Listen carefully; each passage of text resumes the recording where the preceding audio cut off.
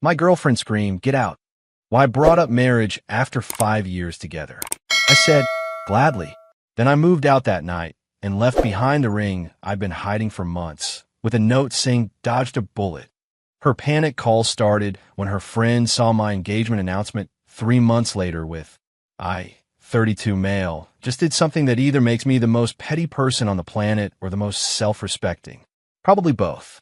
I'm still processing it, so bear with me while I get this all out." Some background. I've been with my girlfriend for 5 years. We met at a friend's wedding, hit it off immediately, and moved in together after year 2. We built a life together. Shared apartment, shared friend group, shared Netflix account, shared everything except, apparently, a shared vision for the future. I work as a project manager for a construction company. Good salary, stable career, decent benefits. I'm not wealthy, but I'm comfortable and responsible with money. I've been saving for a house down payment for the past 3 years. And for the past 8 months, I've been saving for something else too. A ring. $6,200. Princess cut diamond. Simple white gold band because she always said she didn't like flashy jewelry. I did my research. I asked her friends subtle questions about what style she liked. I looked at her Pinterest boards. I thought I knew exactly what she wanted. Over the past year, though, I started noticing things. Little comments. Deflections. Whenever marriage came up at gatherings or in casual conversation with friends, she'd change the subject or make a dismissive joke. I figured she was just private about it. Some people don't like discussing relationship milestones publicly. I respected that. But last week, we were at her younger sister's engagement party. Her younger sister, who's been with her boyfriend for 18 months. And they're getting married next spring. On the drive home from the party, I brought it up casually. That was nice. They seemed really happy together.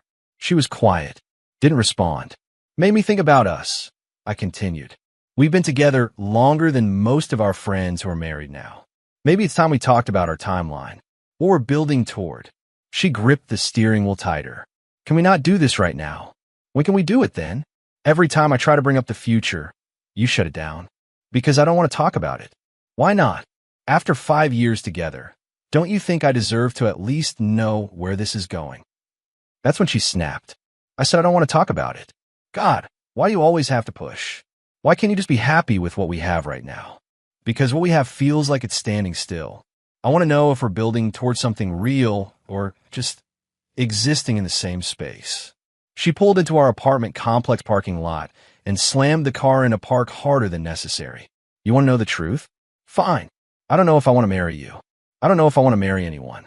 And honestly, I'm tired of you pressuring me every few months like there's something wrong with me for not being ready. Pressuring you? I've asked about our future maybe 3 or 4 times in 5 years. That's not pressure. Well, it feels like more. And honestly, I need space right now. I need you to stop making me feel like I'm failing some kind of relationship test. I'm not testing you. I'm asking a simple question about whether you see a future with me. She got out of the car, slammed the door, and walked toward our building without looking back. I followed her inside. As soon as we got through the front door of our apartment, she turned on me. You know what? Maybe we need a break. Maybe you need to figure out why you're so obsessed with a piece of paper that doesn't even mean anything. It means something to me. Then maybe we want different things from life. Do we? Because I've been pretty clear about what I want for years. You're the one who's been avoiding the conversation this whole time. She exploded. Get out. I can't do this right now. I need you to leave. Go stay with your brother or whoever. I can't even look at you right now. I stood there for a moment, processing. 5 years. 5 years of building something I thought was real. And she was screaming at me to leave because I asked about our future together. Okay, I said quietly. Okay, what? Okay, I'll leave. Gladly. She looked genuinely surprised, like she expected me to fight, to beg, to apologize for wanting a future with her. I didn't. I went to our bedroom, grabbed a duffel bag from the closet, started packing clothes, toiletries, my laptop, chargers. She followed me, suddenly less angry and more confused. What you doing? Leaving. Like you asked me to. I didn't mean forever. I just meant for tonight so we can cool off. I know what you meant, but I'm done. Done? You're breaking up with me over one argument? I'm breaking up with you because after 5 years, You can't even have a basic conversation about our future without screaming at me to get out. That's not one argument. That's a pattern I've been ignoring for too long. I finished packing. She was crying now, but honestly I couldn't tell if it was real emotion or manipulation. After 5 years, I still couldn't tell the difference with her. That told me everything I needed to know about where we actually stood. Before I walked out the door, I did something petty. Maybe the pettiest thing I've ever done in my life. I went to my sock drawer, where I'd hidden the ring box for months. I took it out, placed it on the kitchen counter, and wrote a note on a piece of paper. Dodged a bullet. M. Then I walked out and didn't look back. She called me 14 times that night. I didn't answer a single one. The next morning, she texted asking if we could talk things through. I told her I'd be by to get the rest of my stuff on Saturday when she was at work. I crashed at my brother's place that week. Told him everything that happened. He said he'd never liked how she talked to me at family events anyway. Always dismissive. Always correcting me in front of people. Making little jokes at my expense. Things I'd normalized over 5 years because I thought that's just how relationships worked. Saturday came. I got my stuff from the apartment. The ring was still sitting on the counter, exactly where I'd left it with my note next to it. She texted me asking what it was, if it was real, if I was actually serious about proposing before I left. I didn't respond to any of it. That was 3 months ago. Now here's where it gets interesting. Last week, I posted an engagement announcement on social media. Not to my ex, to someone else entirely.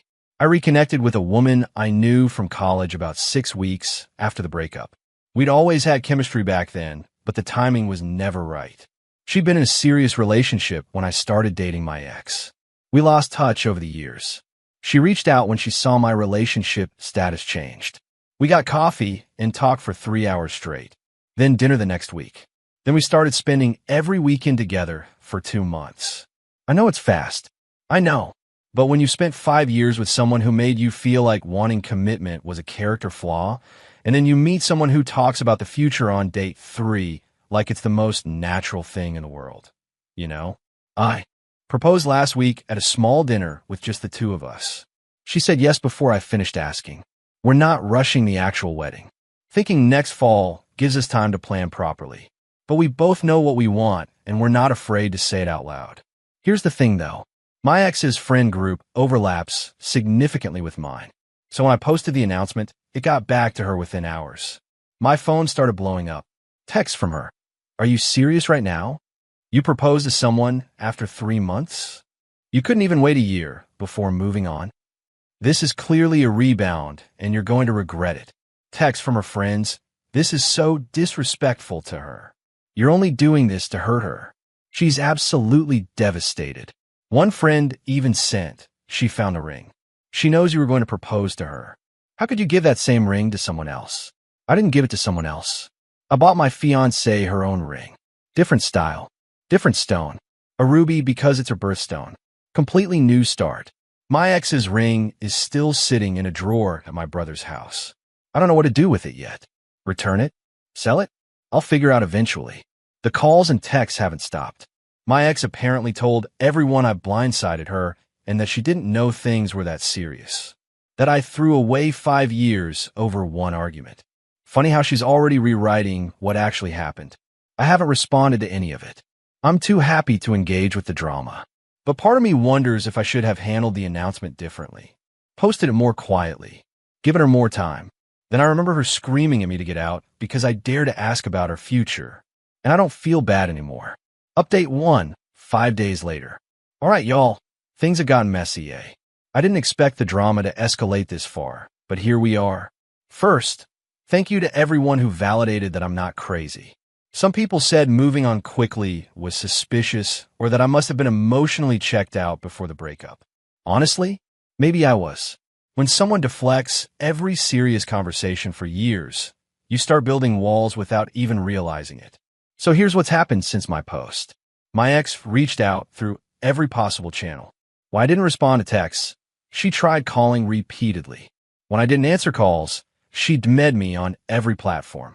When I ignored all of that, she showed up at my brother's house.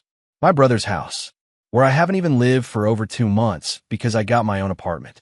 She apparently stood on his porch for 20 minutes ringing the doorbell. My sister-in-law answered and told her I didn't live there anymore. My ex demanded to know my new address. My sister-in-law said it wasn't her place to share that information. My ex accused her of harboring me. Harboring? Like I'm some kind of fugitive she's hunting. My sister-in-law texted me afterward. Your ex is completely unhinged. She was crying and yelling about how you ruined her life. I told her to leave, or I was calling the police. She finally left, but said she'd find you eventually. That phrase made me genuinely uncomfortable. Find me eventually, like this was some kind of personal mission for her. The next day, she did find me. Not at my apartment, thankfully. At a restaurant where I was having dinner with my fiancé and two of our friends from college. She walked in, spotted us at our table, and made a beeline straight over. So this is her? She said, staring at my fiancé. This is the woman you threw away 5 years for? I stood up immediately. You need to leave right now. I need answers first. I need to understand how you could move on this fast. Were you cheating on me this whole time? No, I wasn't. Then how do you explain this situation? 3 months and you're already engaged? That's not normal behavior. My fiancé, bless her, stayed completely calm. I think you should listen to him and leave. This really isn't the place for this. My ex looked at her like she'd just been slapped across the face. Excuse me? I'm talking to my boyfriend. Ex-boyfriend, I corrected firmly. As of 3 months ago, when you screamed at me to get out of our apartment for asking about marriage. I didn't scream. I was upset. There's a difference. You told me to leave. I left. I genuinely don't know what else you expected to happen. I expected you to come back the next day. I expected you to apologize and work things out, not run off and propose to the first woman who showed you attention. The entire restaurant was staring at us now. Our friends looked mortified. My fiancée was still outwardly calm, but I could see her jaw tightening. I think you really need to go, I said firmly. Or what? You'll call the police on me too? Like your precious sister-in-law threatened? If I have to, absolutely yes. She stared at me for a long moment. Then she laughed. This bitter, hollow, unsettling laugh. You've changed. The man I dated would never be this cold to me. The man you dated waited 5 years for you to decide if you wanted a future with him. That man is gone now. She left after that, but not before turning to my friends and announcing that I was emotionally abusive and that she hoped my fiancé knew what she was getting into. My fiancé handled it perfectly. She said she trusts me completely and that my ex's unhinged behavior told her everything she needed to know. But things got worse from there. My ex started reaching out to my family members. My parents, my brother again, even my 72-year-old grandmother. She called my mom crying about how I'd abandoned her without warning and how she was completely blindsided by everything. She claimed she'd been planning to say yes to marriage when I asked properly and that I never gave her a real chance. My mom called me confused. She said you never actually proposed, that you just left a ring on the counter and walked out without any discussion.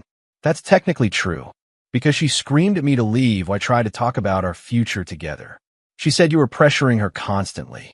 Mom, I asked about our timeline after 5 years. That's not pressure. That's basic adult communication. My mom came around once I explained everything properly, but the fact that my ex was systematically calling my family members to plead her case was genuinely disturbing behavior. She also tried contacting my fiancé directly, found her on social media, and sent a long message. The message said, I think you should know what you're getting into with him. He doesn't communicate properly. He makes big life decisions without discussing them. He'll leave you the second things get hard, just like he did to me. You deserve to know who he really is before it's too late. My fiancé showed me the message, and we actually laughed about it together. Then she blocked her everywhere. But the thing that genuinely made me angry happened the next day. My ex contacted my workplace. She called the main office and asked to speak with me about a personal matter.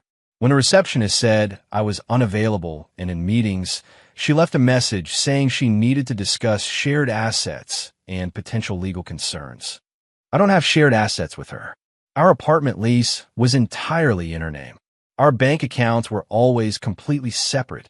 I don't owe her a single penny, but she was deliberately trying to make my workplace think there was some kind of legal issue brewing, trying to make me look problematic professionally. I had to talk to HR and explain the entire situation. They were understanding, but told me to handle my personal matters outside of work hours, as if I had any control over what she was doing. I'm not responding to any of this. I'm not engaging with the chaos. But it's genuinely exhausting being harassed by someone who literally told me to get out of her life. Update 2, 9 days later. Final update, because I think this is finally winding down after a chaotic couple weeks. After my last post, things escalated one more time before they got better. My ex apparently decided that if she couldn't get to me directly, she'd work through her mutual friends instead. She organized a gathering at her apartment. A casual get-together, she called it. She invited 6 people who were friends with both of us from over the years. I obviously wasn't invited, but one of those friends was actually more loyal to me than to her. He texted me beforehand with a warning. "Hey man, heads up. Your ex invited a bunch of us over tonight. Pretty sure she's trying to get everyone on her side officially. Thought you should know what's happening." I appreciated the warning, but didn't think too much of it. She could say whatever she wanted to our friends. The truth would come out eventually. It always does. Turns out, the gathering was less of a casual hangout and more of a trial. According to my friend who was there, she spent the entire evening systematically painting me as the villain of her life. I was emotionally unavailable. I was obsessed with marriage to an unhealthy degree. I abandoned her without any real warning. I flaunted my new relationship specifically to hurt her as revenge. She also brought up the ring dramatically. Showed everyone photos of it sitting on the counter with my note. Talked about how cruel and heartless it was to leave it there like that. How traumatizing it was to discover I'd been planning to propose while simultaneously walking out on her. Here's what she conveniently didn't mention. That she literally screamed at me to leave that night. That she said she didn't know if she wanted to marry me after 5 years together. That she called marriage a piece of paper that doesn't even mean anything. My friend pushed back during the gathering. He asked her directly why I left so suddenly that night. She said it was over a small disagreement about timing. He asked specifically if she'd told me to get out. She said, "Not seriously," and claimed I overreacted. But here's the thing about having friends who actually know you and pay attention. Some of them remember important things. Another friend at the gathering spoke up. She reminded everyone that a year ago, at a mutual friend's birthday dinner, someone had asked my ex about marriage, and my ex had said, and I quote, "I'm honestly not sure I ever want to get married. I really don't see the point of it." The room got quiet. My ex apparently tried to backtrack desperately. Said she was joking or being hyperbolic or going through something difficult at the time. But the damage was already done. People started asking more pointed questions. Why exactly did she tell me to get out? Why did she say she didn't know if she wanted to marry anyone? Why was she acting like I'd completely blindsided her when she'd clearly been avoiding the marriage topic for years? She didn't have good answers for any of it. The gathering ended early with people leaving uncomfortable, and my friend texted me a full summary afterward. I think she was hoping we'd all rally behind her and take her side. It completely backfired. Most people left confused or kind of annoyed. One person even said maybe you actually had a valid point for leaving. Since that night, things have calmed down significantly. My ex stopped reaching out to me directly. I think she finally realized that her campaign to make me look like the bad guy wasn't actually working. When you have to individually explain your side of the story to everyone, and it still doesn't add up, people eventually notice the inconsistencies. She did make one more attempt to reach me. She sent a long email about 3 days ago. It was different from her previous angry messages. Less hostile, more sad, I guess. She said she'd been doing a lot of thinking and self-reflection. That she knew she'd handled things badly that night. That she didn't actually mean for me to leave permanently. That she was scared of commitment because of watching her parents' messy divorce growing up, and she'd been working through it internally without ever telling me. She said she wished I'd given her more time to figure herself out. That she was finally ready to have the honest conversation I'd been asking for. That she was willing to go to therapy, willing to work on her fears, willing to genuinely try. Then she asked if there was any chance we could start over. I didn't respond for 2 days. Not because I was considering it, but because I needed to figure out exactly what to say. Finally, I wrote back. I appreciate you sharing all of this with me. I understand you're hurting, and I understand that commitment is genuinely scary for you. But here's the thing. You had 5 years to have this conversation with me honestly. You chose to avoid it, deflect it, dismiss it, and eventually scream at me when I try to bring it up directly. I can't build a future with someone who only wants to work on things after I've already walked away. I'm engaged now to someone else. I'm genuinely happy. I wish you well in your life, but there's nothing to go back to between us. Please stop contacting me, my family, and my fiancé. This is the last message I'll respond to. I hit send. Then I blocked her number, her email, and every social media account. That was 5 days ago. Since then, complete silence. Finally, my fiancé and I are doing great. We've officially started wedding planning. My family genuinely loves her. Her family genuinely loves me. Everything feels right in a way it never quite did before. I'm not going to pretend the past 3 months weren't chaotic and emotionally draining. They absolutely were. Finding out that your 5-year relationship could completely implode over one honest conversation is jarring. Realizing in hindsight how much you've been settling for is genuinely painful. Watching someone try to rewrite history in real time to make themselves the victim is frustrating beyond words. But I also learned something important through all of this. When someone shows you who they really are, believe them the first time. My ex showed me for years that she couldn't discuss the future without shutting down or deflecting. I kept hoping she'd eventually change on her own. She didn't. And when I finally decided to stop waiting around indefinitely, she acted like I was the one with the problem. The ring I bought for her is still sitting in a drawer at my brother's place. I'm going to sell it next week finally. Put the money toward our wedding fund. Seemed like a fitting end to that chapter. Some people will probably think I moved on too fast. Some people will think I was too harsh leaving the ring with that note. Some people will think I should have given her one more chance to figure herself out. But I spent 5 years giving chances. I'm completely done with that now. Thanks for following along through all of this. Sometimes the best revenge is simply being genuinely happy without someone who never truly appreciated what they had.